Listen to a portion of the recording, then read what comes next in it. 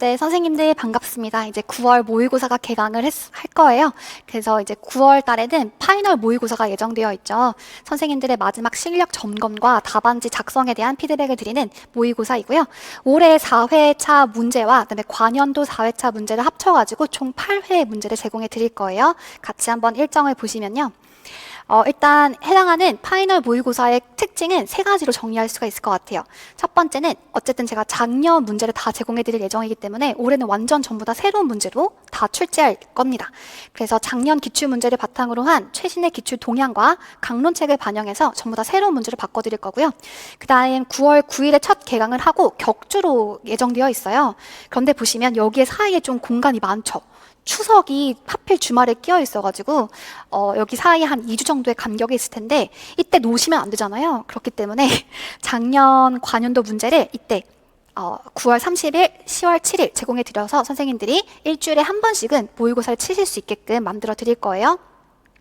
그래서 직강은 없더라도 선생님들이 반드시 작년 문제를 바탕으로 매주 토요일마다는 내가 연습을 한다고 생각하시고 반드시 모고 문제를 풀어주시면 좋겠습니다. 그래서 총 8회로 제공될 거고요. 관연도 모의고사 문제 같은 경우에는 첨삭을 하진 않아요. 하지만 작년 초등 합격생 중에서 제 생각에 제 기준으로 가장 깔끔하게 답을 썼고 키워드가 잘 정리되어 있다라고 생각되는 고득점 합격생의 모범 답안지를 제공해 드릴 거니까 선생님들이 쓰신 답과 답안지를 비교해가지고 답안 쓰는 팁을 좀 얻어가셨으면 좋겠습니다. 그 다음에 출제 예상 마무리 특강 예정되어 있어요. 그래서 시험치기 일주일 전에 일요일에 진행될 거고요. 출제 예상 마무리 특강은 저랑 같이 9시부터 저녁 6시까지 특학 전 영역을 복습하시는 거예요. 그래서 특학 전 영역에 대한 다빈출된 핵심 키워드와 이론을 정리할 거고요. 그 다음에 초등에 출제될 수 있는 다른 어떤 학년군, 유아랑 중등에 출제되었던 개념들을 같이 한번 보실 거거든요. 그래서 출제 예상 마무리 특강 같은 경우에는 모든 이론을 다 보는 건 아니고 진짜 나올 것 같은 이론들을 좀 찝어가지고 같이 한번 빠르게 훑는 그런 강의로 생각하시면 좋을 것 같습니다. 직강 선생님들도 해당하는 강의는 인강으로 들으실 수 있으니까요. 너무 일주일 전 일요일에 와서 하루 종일 듣기 부담스럽다라고 하신다면 이제 월요일에 업로드 될 거잖아요. 일요일에 촬영하고 나면 월요일부터 이제 시험 치기 전까지 조금 나눠가지고 들으셔도 괜찮을 것 같아요. 이렇게 세 가지로 정리를 해봤고 강의 일정을 보시면 이제 보라색으로 칠해진 부분이 저랑 올해 치는 이런 모의고사이고 나머지 2회차, 4회차, 5회차, 7회차 같은 경우에는 인강으로 제공되는 작년 문제입니다. 그래서 직강 선생님들은 이런 강의 날짜에 저한테 바로 답안지를 주고 가시면 되겠지만 인강 선생님들은 반드시 토요일 날 제가 문제를 업로드 해드릴 거예요. 그러면 토요일에 문제를 풀고 일요일 저녁까지는 반드시 업로드 해주셔야 돼요. 그래야 제가 직강생, 인강생 답안지를 다 모아서 첨삭이 가능할 것 같거든요. 첨삭은 가급적 일주일 넘기지 않게끔 최대한 열심히 피드백해서 드릴 거고요. 그 다음 보시면 제출 기한을 반드시 지켜주셔야 돼요. 제가 초등이랑 중등이랑 격주로 하다 보니까 선생님들이 늦게 제출하시게 되면은 중등 일정이랑 겹쳐서 첨삭해드리기가 어렵습니다.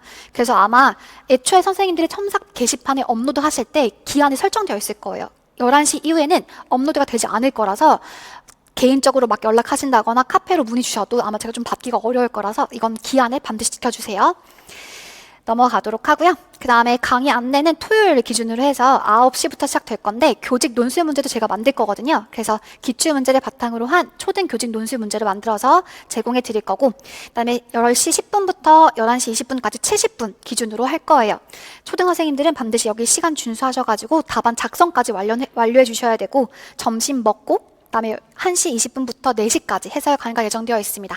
그런데 이 시험 시작 시간은 반드시 9시 준수해 주셔야 되지만 해설 강의는 조금 더 연장될 수 있어요. 4시에 끝나지 않고 한 5시까지도 될 수 있을 것 같아요. 그런 시간을 조금 양해해 주시고요. 넘어가서 인강 선생님들은 반드시 답안지를 업로드해 주시는 방법을 준수하셔가지고 파일을 저장하고 올려주셔야 돼요.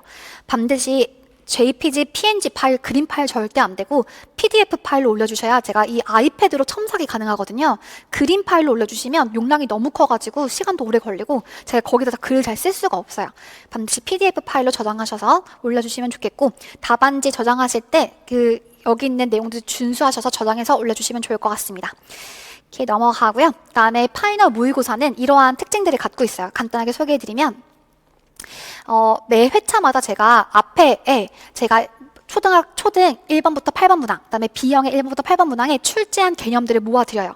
그래서 1번은 총론과 관련된 문항이었고 2번은 자폐 DTT, 그다음에 행수의 자극 내초증 자극 용암, 변동 비율 강화 계획 이런 것들을 출제했다라고 이렇게 알려드릴 거라서 선생님들이 시험지 다 친 후에 이렇게 스스로의 어떤 인출 리스트로 활용하시거나 복습용으로 활용해 주시면 좋을 것 같아요.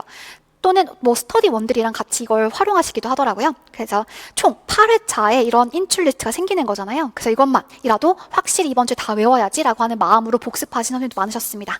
활용해 주시면 좋을 것 같고, 그 다음에 초등 문항의 배점을 지켜서 출제해 드릴 거예요. 장뜨법과 총론 합쳐가서 5점 배점 내외이고 특수교육학도 60점 배점 내외이고 저는 초과정 문제는 내지 않을 거고요. 특과정의 비율을 높여서 공통교육과정, 기본교육과정 문제들만 낼 거예요. 그래서 특과정의 비중을 높여서 제공해 드릴 거라서 초과정 문제는 선생님들이 들으시는 초등 그런 모의고사를 풀어주시면 좋을 것 같고요. 저는 초과정은 제외하고 7번과 8번의 모든 문제들 전부 다 특과정 문제로 출제해서 선생님들이 특과정을 좀 보실 수 있게끔 해드리도록 할게요.